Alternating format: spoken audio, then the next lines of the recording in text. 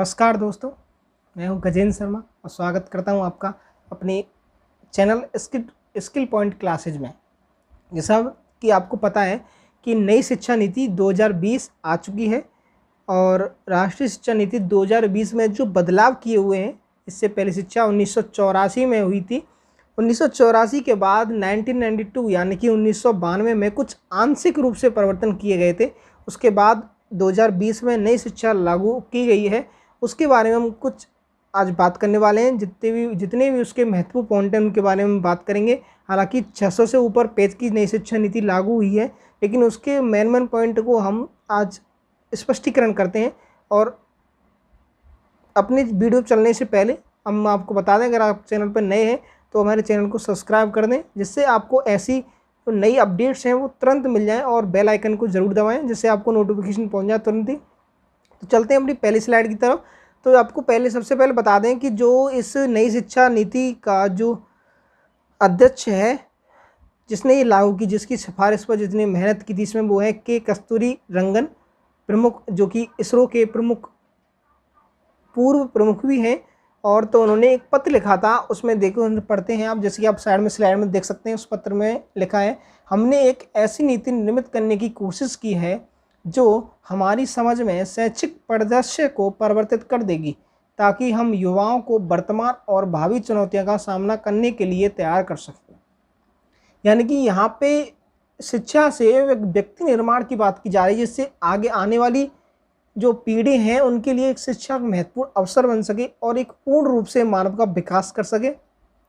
यह एक ऐसी यात्रा रही है जिसमें हर सदस्य ने व्यक्तिगत रूप से और सामूहिक रूप से हमारे देश के व्यापक शैक्षिक परिदृश्य के विभिन्न आयामों को शामिल करने की कोशिश किया। यानी कि इस नई शिक्षा नीति में बहुत सारे आयामों को जोड़ा गया है, वो भी राष्ट्र की दृष्टि से, सामूहिक दृष्टि से भी, और अपने व्यक्तिगत रूप से देखें तो उस दृष्टि से भी इसमें बहुत सारे पॉइंट को जोड़ा गया है। पॉइंट्स को यह नीति सभी को, जिसमें आप देखो पहुंच है, क्षमता, गुणवत्ता, वहनीयता होती है, वहन करने की क्षमता, एवं जवाबदेही जैसे मार्गदर्शी उद्देश्यों को पर आधारित है।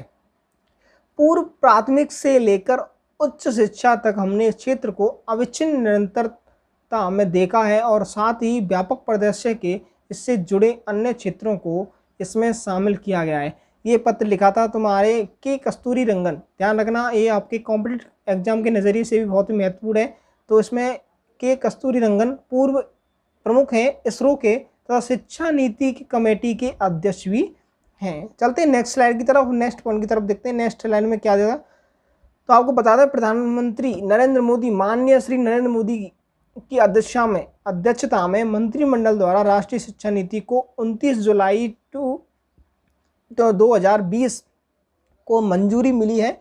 तो इसके अध्यक्ष किसकी अध्यक्षता में लेते? प्रधानमंत्री नरेंद्र मोदी के मंत्रिमंडल द्वारा 29 जुलाई 2020 को नई शिक्षा नीति लागू की गई। यह शिक्षा नीति जो है, राष्ट्रीय शिक्षा नीति 1986 का स्थान लेगी। यानी कि इससे पहले जो 1986 में राष्ट्रीय शिक्षा नीति को लागू किया था, उसके बाद 1992 में यानी 1992 में कुछ आंशिक रूप से परिवर्तन किए गए थे, लेकिन अब विशेष पूरी तरह पूर्व जो उसमें परिवर्तन किए गए हैं वो 2020 में किए गए हैं। 34 साल बाद यानी 34 ईयर्स लेटर नई शिक्षा नीति लागू की जाएगी।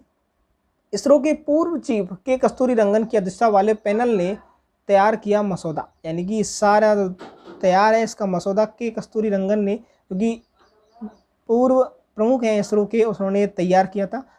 चलते हैं नेक्स्ट स्लाइड की तरफ और नेक्स्ट पॉइंट की तरफ देखते हैं क्या 2020 नई शिक्षा नीति जो है उसमें क्या क्या और बदलाव आए। इस बदलाव से एक बात हम कह सकते हैं कि जो शिक्षा है बहुत आसान हो चुकी है, बहुत ईजी कर दिया है। अगला है, मानव संसाधन विकास मंत्रालय का नाम बदलकर शिक्षा मंत्रालय कर दिया गया। जो 1985 में राजीव गांधी के समय जिसको अब मानव संसाधन विकास मंत्रालय नाम दिया गया, तो उसको वापस से शिक्षा मंत्रालय का नाम दे दिया गया अब। और देश में उच्च शिक्षा के लिए एक ही नियामक होगा, यानी कि यूजीसी, और उच्चतर शिक्षा आयोग यानी एक आयोग को पूर्णतः एक ही बना दिया जाएगा। राष्ट्रीय शिक्षा आयोग का गठन करके, यानी कि एक ही आयोग, राष्ट्रीय शिक्षा आयोग, यानी कि एक देश और एक तरह की शिक्षा के रूप में कार्य करेगा। राष्ट्रीय शिक्षा को गठन करने और प्राइवेट स्कूलों को मनमाने तरीके से फीस बढ़ाने से रोकने की सिफारिश की जाएगी। सबसे बड़ा पॉइंट ये है कि जो प्राइवेटीकरण हुआ है स्कूलों में, एजुकेशन का जो प्राइवेटीकरण हुआ है उसमें सबसे बड़ी छूट मिली गई है कि जो यहाँ पे फीसों को अपने मनमाने तरीके से जो प्राइवेट स्कूल्स हैं वो बढ़ा देते हैं, उन पे अब रोक लग जाएगी। और उनकी जो मनमानी सिफारिश, इस बात पे भी सिफारिश की गई जो उनकी जो मनमाने तरीके से फीस बढ़ाते हैं उस पर भी कंट्रोल कर दिया जाएगा। नवीन शिक्षा केंद्रों की स्थापना तो आने वाले विद्यार्थियों के लिए और टीचर्स के लिए, खासकर शिक्षकों के लिए बहुत ही अवसर की बात है, बहुत ही खुशी की बात है कि उनके लिए जैसे जैसे नए विद्यालय खोले जाएंगे और उनके लिए जैसे जैसे और रोजगार के अवसर भी बढ़ते जाएंगे। शिक्षा से दूर रहे 2 करोड़ बच्चों को मुख्य धारा में शामिल कर दिया जाएगा, यानी 2 करोड़ बच्चे जो शिक्षा से वंचित हो गए, किसी कारणवश जो वंचित रह गए, उनको वापस से शिक्षा के क्षेत्र में जोड़ा जाएगा। स्कूल के बुनियादी ढांचे का विकास और नवीन शिक्षा केंद्रों की स्थापना पर जोर दिया जाएगा। और यानी कि नवीन जो नए नए स्कूल कॉलेजेस खोले जाएंगे। स्कूल पाठ्यक्रम में बदलाव हो गया। सबसे बड़ा जो 10+2 का चलता था, 10+2 यानी 10वीं के बाद 12वीं, 10th फिर 12th, उसमें बस सबसे बड़ा बदलाव किया है उसमें, यानी कि अब बात की जाएगी कि पहले 5 क्लास तक, 5th तक, फिर 3 ईयर और जोड़ा जाएगा, फिर 3 ईयर, फिर 4 ईयर और का नया पाठ्यक्रम लागू कर दिया गया, जिसमें कि 3 से 8 वर्ष के लिए 3 से जो 8 वर्ष है वो 5वीं तक की कक्षा में रहेंगे। सबसे बड़ी बात यह है कि जो हमारा शिक्षा का अधिकार 6 से 14 वर्ष के आयु वर्ग के जो बच्चों के लिए निःशुल्क शिक्षा का प्रावधान लेके आया था, प्रावधान देता था, वो अब 3 वर्ष से लेकर 18 वर्ष की आयु तक निःशुल्क शिक्षा का प्रावधान देगा। सबसे बड़ा बदलाव यही हुआ है शिक्षा के अधिकार में कि यहाँ पे 6 से 14 वर्ष का आयु का था, वहाँ से 3 से 18 वर्ष की आयु कर दी गई है। उसमें देखो 3 से 8 वर्ष के लिए 5th क्लास और 8 से 11 के लिए तुम्हारे 3, 6, 7, 9 हो गई, 6, 7, 8 हो गई, 11 से 14 फिर 12 तक हो गया, और 14 से 18 आपकी ग्रेजुएशन, पोस्ट ग्रेजुएशन वगैरह आ जाएगी, उच्च शिक्षा चालू हो जाएगी। इसको समझने के लिए हम देखो 4 भागों में बांट सकते हैं कि जैसे कि पहले होती है फाउंडेशन स्टेज, यानी कि जो छोटे बच्चे हैं उनको हम प्राइमरी आंगनबाड़ी के केंद्रों पर उनका जो मातृभाषा है, सबसे बड़ी बात है उनकी मातृभाषा में उनको शिक्षा दी जाएगी, और आंगनबाड़ी जो केंद्र हैं उनमें उनकी शिक्षा होगी, उनको उनकी भाषा में। उनकी जो आंगनबाड़ी छोटे बच्चे हैं, खेलना है तो खेलो, उनकी इच्छा के अनुसार छोटे बच्चों की तरफ, यानी कि 5 साल तक के बच्चों, 5 साल तक के बच्चों की शिक्षा कहाँ होगी? आंगनबाड़ी केंद्रों में। तो 3 वर्ष तक की होगी आंगनबाड़ी में, 2 वर्ष और बढ़ा देंगे, 1st और 2nd क्लास हो जाएगी, तो 5 वर्ष का प्रावधान ये हो गया 5। फिर प्रिपरेटरी स्टेज हो जाएगी, प्रिपरेटरी उससे 8 से 11 तक के बच्चे कवर हो जाएंगे, 8 साल से 11 होते हैं, जिसमें 3 क्लास से लेकर 5 क्लास तक उसमें शिक्षा ली जाएगी। नेक्स्ट है मिडिल स्टेज, जिसमें 11 से 14 वर्ष के, जिसमें 9, 10, 12 की शिक्षा दी जाएगी। फिर 14 से 18 जिसमें अपनी ग्रेजुएशन आ जाती है। और सबसे बड़ा तरीका उच्च शिक्षा में, सबसे बड़ा बदलाव भी यहाँ उच्च शिक्षा में किया गया है, उसको भी देख लेते हैं। अब सबसे बड़ी बात है कि आसान होगी 10th और 12th की पढ़ाई। सबसे बोर्ड परीक्षाएं 10th और 12th की हो जाएंगी। 10th और 12th में यानी कि वस्तुनिष्ठ क्वेश्चन, ऑब्जेक्टिव टाइप क्वेश्चन भी ऐड कर दिए जाएंगे, और बच्चों के रटने का जो फोकस है उसको भी कम कर दिया जाएगा। देखते हैं क्या लिखा है उसमें। परीक्षाएं 2 बार कराने, 2 साल में परीक्षाएं 2 यानी सेमेस्टर वाइज परीक्षाएं होंगी। वस्तुनिष्ठ और व्याख्यात्मक 2 भागों में आयोजित करने का सुझाव दिया गया है। विद्यार्थियों द्वारा रटे हुए सवालों पर बोर्ड परीक्षा का दारोमदार अब नहीं होगा। वार्षिक सेमेस्टर मॉडल बोर्ड परीक्षा मॉडल पर जोड़ कर दिया जाएगा। जैसे मैं बता चुका हूँ कि सेमेस्टर वाइज हो जाएगी, साल में 2 बार परीक्षा हो जाएगी आपकी, और जहाँ पे केवल आपके जो डिस्क्रिप्टिव क्वेश्चन आते थे वहाँ ऑब्जेक्टिव टाइप क्वेश्चन भी जोड़ दिए जाएंगे। नेक्स्ट होगी बीएड कोर्स जो है। बीएड कोर्स जो पहले थे, बीएड को 2 ईयर का जो कोर्स चल रहा है वो आगामी सालों में यानी 2030 तक का लक्ष्य दिया गया। 2030 तक आगामी सालों में बीएड जो कॉलेज है, स्पेशली जो बीएड कराते हैं वो कॉलेज बंद हो जाएंगे। जी हाँ, बंद हो जाएंगे, क्योंकि 12वीं के बाद जो टीचिंग लाइन में जाना चाहेगा उसके लिए सीधे इंटीग्रेटेड कोर्सों को लागू कर दिया जाएगा, और जिससे 12वीं के बाद 4 साल में आपकी ग्रेजुएशन और बीएड दोनों के साथ यानी 1 साल की बच्चों की क्या हो जाएगी? बचत। स्नातक के बाद बीएड आपकी 2 साल की रहेगी, और परा स्नातक यानी एमए पोस्ट ग्रेजुएशन के बाद आपकी जो बीएड है वो 1 ईयर की हो जाएगी। सबसे बड़ी बात है कि एमफिल जो हम पीएचडी करते थे, और पीएचडी करने में हमें एमफिल पहले करनी पड़ती, फिर हम पीएचडी में दाखिला लेते थे उसमें सबसे बड़ा था एमफिल को हटा दिया गया। अब एमए के बाद हम सीधे पीएचडी में भी दाखिला ले सकते हैं, सीधा पीएचडी कर सकते हैं। यानी कि 4 साल का प्रोग्राम है, सीधा एमए और पीएचडी दोनों होगा। एमए के बाद एमए भी 1 साल की हो जाती है। अगली जो है हमारा पॉइंट, अगला पॉइंट देख लीजिए आप, राष्ट्रीय पाठ्यक्रम और शैक्षणिक ढांचा जो है एनसीईआरटी द्वारा 8 वर्ष की आयु तक के बच्चों के लिए एक राष्ट्रीय पाठ्यक्रम और शैक्षणिक ढांचा विकास करने पर, यानी कि एक राष्ट्र एक पाठ्यक्रम, वन नेशन वन सिलेबस पर जोड़ दिया जाएगा। अगला है साक्षरता पर भी ध्यान दिया जाएगा 2025 तक। तीसरी कक्षा तक विद्यार्थियों को सार्वभौमिक बुनियादी साक्षरता, यानी कि छोटे बच्चे जो शिक्षा से वंचित हैं उनके भी जो शिक्षा है उनकी भी शिक्षा पर बहुत जोर दिया जाएगा। स्कूल के पाठ्यक्रम और अध्यापन कला में सुधार कर दिया जाएगा। नेक्स्ट अपना पॉइंट है वो है 21वीं सदी के प्रमुख कौशल और व्यवहारिक जानकारियों के से विद्यार्थियों का समग्र विकास होगा। विद्यार्थियों की पसंदीदा विषय चुनने के लिए कई विकल्प कर दिए जाएंगे। सबसे बड़ी बात है कि बच्चे अब अपनी सब्जेक्ट चुन सकते हैं। साइंस कॉमर्स आर्ट्स तीनों में बच्चे कोई सी भी सब्जेक्ट ले सकते हैं। साइंस वाला कॉमर्स ले सकता है। सब सारे जो भेदभाव थे वो सारे इक्वल कर दिए गए। अब इस नीति में कस्तूरबा गांधी जो विद्यालय खोले गए हैं उनका भी विस्तार कर दिया जाएगा। जो छोटे विद्यालय हैं कस्तूरबा गांधी उनका भी क्या कर दिया जाएगा, वो भी 12वीं तक बढ़ा दिए जाएंगे। नेक्स्ट है समान और समावेशी शिक्षा का अभी समावेश कर दिया जाएगा। यानी कि जो सामाजिक और आर्थिक दृष्टि से वंचित समूह है उनको भी अवसर उपलब्ध कराने पर बल दिया जाएगा।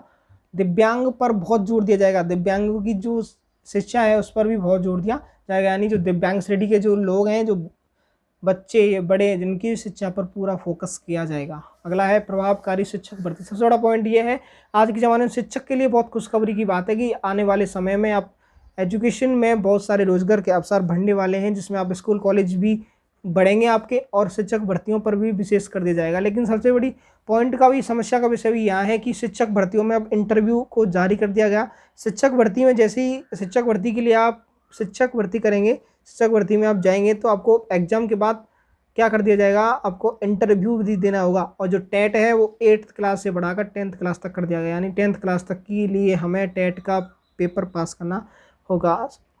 सबसे बड़ी बात है इंटरव्यू भी लगा दिया गया है शिक्षक भर्ती में। सबसे बड़ी समस्या का विषय भी है और ये सही भी नहीं है, क्योंकि सेकुलरिज्म जो है वो इससे बढ़ावा मिलेगा उसको, तो इसलिए ये बड़ा अच्छा भी नहीं है। लेकिन है जो नई शिक्षा नीति के अनुसार वो हम बता रहे हैं आपको, शिक्षक भर्ती प्रभावकारी और पारदर्शी प्रक्रियाओं द्वारा हो जाएगी। यानी टेट जो है वो वापस से लागू कर दिया जाएगा।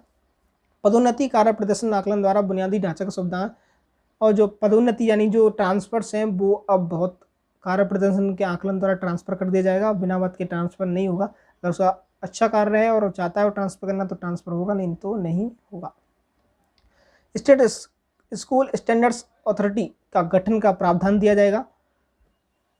नेक्स्ट चलते हैं। नेक्स्ट है तो हमारे वर्ष 2018 में सकल नामांकन अनुपात 26.3% को बढ़ाकर 2035 तक 50% करने का लक्ष्य कर दिया जाएगा।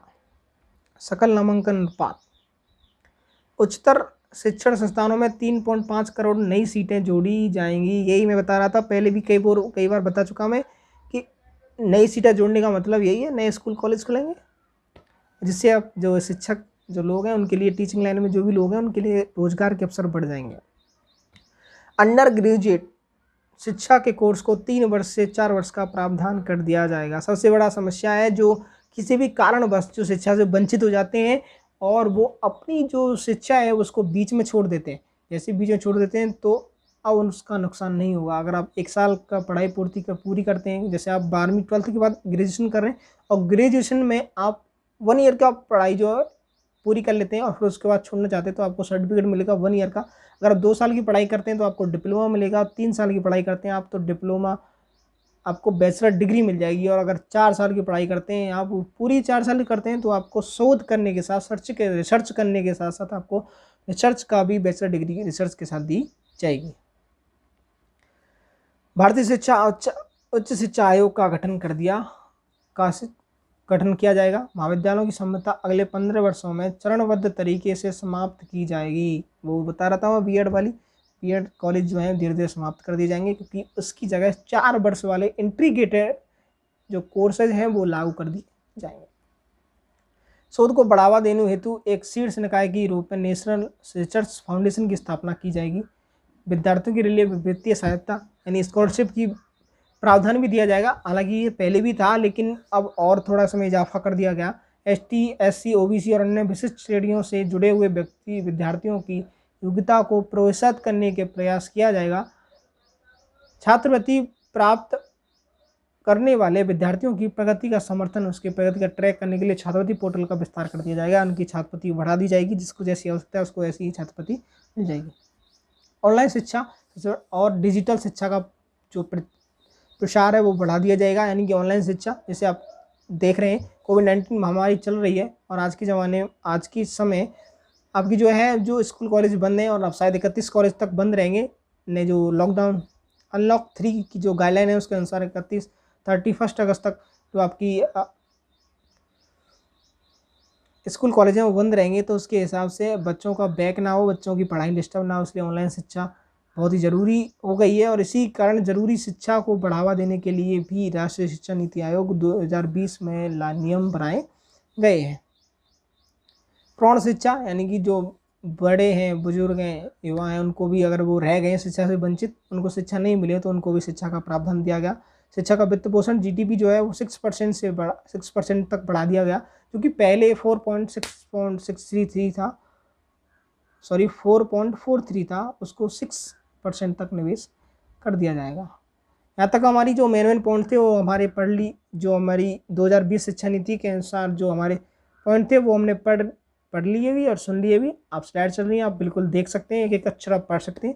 ये मुख्य हालांकि 600 से ऊपर करीब 640 पेजेस की आपकी नई शिक्षा नीति आई है, लेकिन उसके जो मेन पॉइंट थे जो आपके लिए कॉम्पिटिटिव एग्जाम के नज़रिए से भी आपके महत्वपूर्ण है, वो आपको लिए मैं लाया हूँ। ऐसी अपडेट्स के लिए बने रहिए मेरे साथ। मैं गजेंद्र शर्मा स्वागत करता हूँ आपका मेरे चैनल में। अगर आपको वीडियो पसंद आई सब्सक्राइब करें, शेयर करें और लाइक करना ना भूलें। स्किल पॉइंट क्लासेज आपके लिए ऐसी अपडेट्स लाता रहेगा। बेल आइकन दबाना ना भूलें, इससे आपके लिए ऐसे ही बेल आइकन्स जो हैं अपडेट आती रहेंगी। Thank you.